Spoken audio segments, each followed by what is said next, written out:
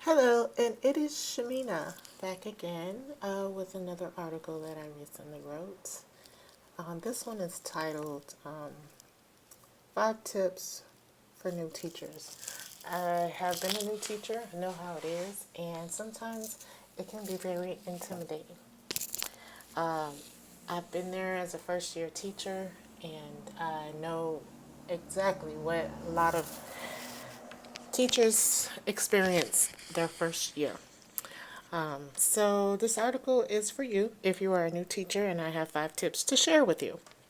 So I'm going to begin by saying that I know when being in the classroom for the first time, sometimes you don't know what to expect. You have these little kids in your room that you've never met before, and you get the jitters, and you try to be professional, and you just realize, oh my God, I have so many personalities that I have to get to know and deal with, and different backgrounds and ethnicities. And on top of that, the school year that you have ahead of you and the goals that you'll have to meet, getting acquainted with new colleagues, administration, and the list just goes on and on.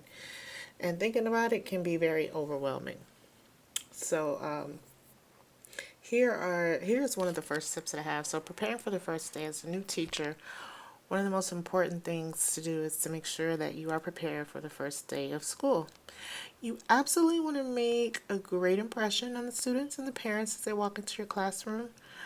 Make sure that your room is decorated with everything in its place, and make sure that it's very welcoming. It makes the students and the parents feel comfortable as they come into your classroom. When I worked as a teacher,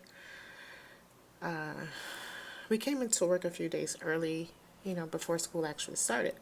Gave us some time to work on our classrooms, gave us some time to actually decorate and, get things prepared, lesson plans, all of those things, which is very beneficial. Although sometimes you do have the administration like interrupting your day.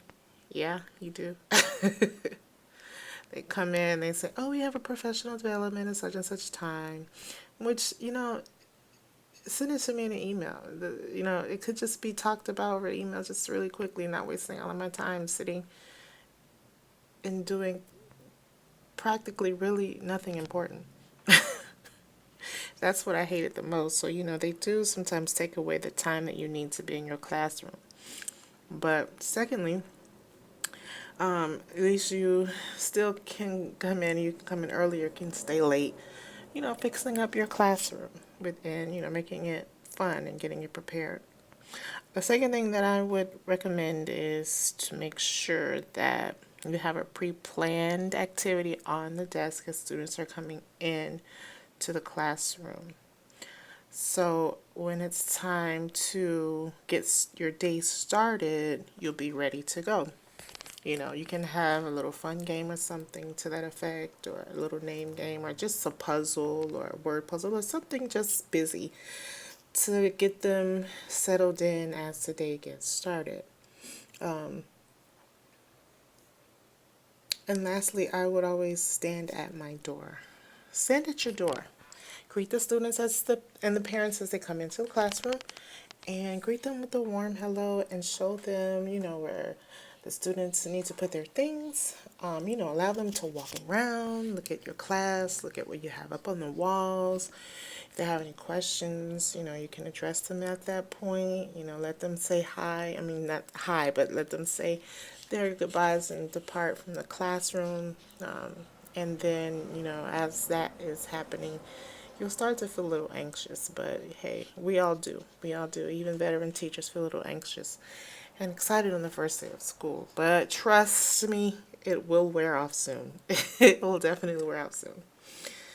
Okay, so the second tip, getting to know the students. So as the parents are leaving and you begin to start your day, as I mentioned before, I have a fun activity laid out on the desk for the students so that they're engaged as they settle in.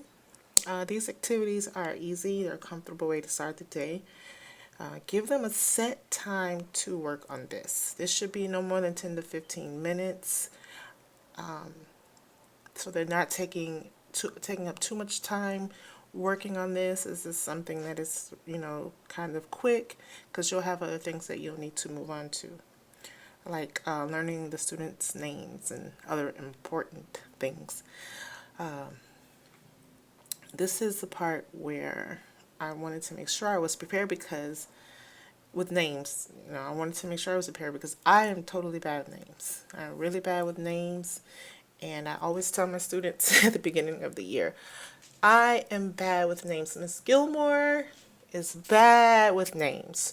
If I happen to call you by another name, please don't get or take it personal. It's just I'm still learning as everyone is still learning each other's names. So, as you pan around the room, you'll have hopefully name tags on the desk. And this also helps to remind the students where they should be sitting. And it helps you become familiar with who's who, not to mention learning who can sit next to each other and who cannot. But that's a whole other story. So, to put all the students at ease, you will begin with what you have in your lesson plans for the day. Usually on the first day, you might have some name games to play or some getting to know you questions for the students. This will vary depending on grade level. So you may also have the students to stand up and share a story of why they're excited about starting a new school year. That also helps as well because that you can get an insight on what to expect. So these are just a few examples of how you can begin getting to know your students and your students getting to know you. My next tip, would be making sure that you have a positive classroom environment. It is conducive to your classroom running like a well-oiled machine. Trust me. Once you have achieved this, your year will be so awesome and will go so smoothly. How do I achieve this, you say? Well, there are a few minor details that I must tell you. The first thing to get you started on total bliss for the school year is to have classroom procedures and expectations posted as big as day in your classroom. Okay? This will be your Bible. This is how you will run your class. Okay? Without it, you are doomed to fail. Trust me. This is where you will state what you expect from each student. Okay? List positive expectations only. Do not put things on your board like do not do this or do not do that. Because when you say do not do something, you do it, right? Exactly. So you want to make sure that you have a list of positive expectations. In classrooms with clear and consistent positive expectations, students know what is expected of them, which gives them confidence and gives you fewer headaches. Okay? So, for example, say something like, always do your best, or share with others, or something like be kind. And make sure that you clearly communicate these expectations to your students as well as the parents, so that the parents are also aware of how they should be behaving in class, or they know what to expect, or what their children should be, what their teacher is expecting of them ultimately. And make sure that you clearly communicate these expectations. I keep messing up on that. Make sure that you communicate these expectations to your students and the parents as well. This way, everyone knows what to expect.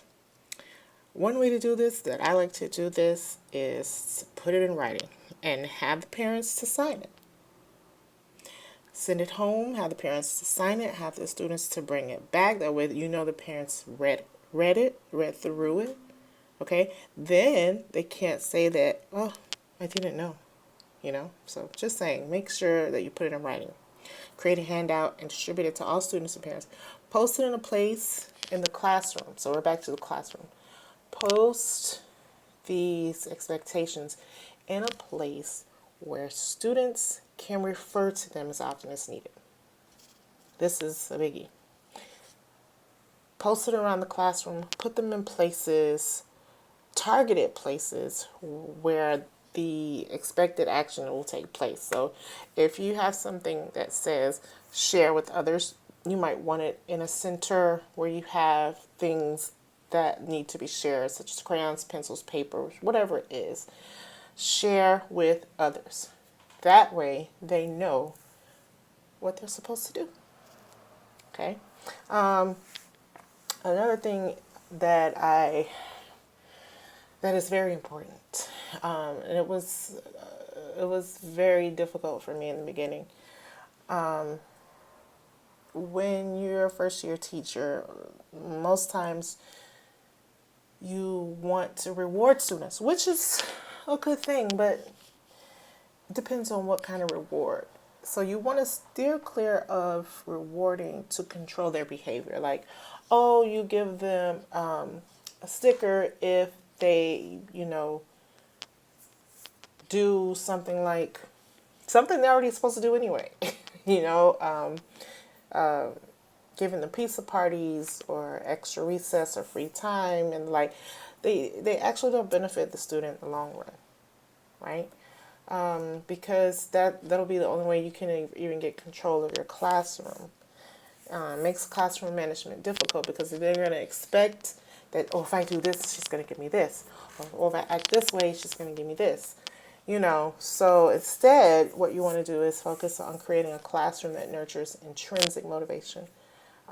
Intrinsic motivation is like, I'll give you an example. Intrinsic motivation is the student does what they're supposed to do because it's internally rewarding. They feel good inside. They feel good about doing it. You may do it, and they may do it because it's fun or they enjoy it and it's satisfying, you know? So the goals come from like within, and the outcomes satisfy the basic psychological need for autonomy, competence, and relatedness. Okay. If you do it the other way around, like if they get like an external reward, then the goals are more focused on an outcome and don't satisfy the basic psychological needs. So you want to make sure that in a classroom, you want to get your students to be intrinsically motivated, not just giving them a reward to change their behavior, which is temporary, and you're going to be pulling your hair out. You're going to have gray hairs by the end of the year. Okay, so all right, the next tip that I have is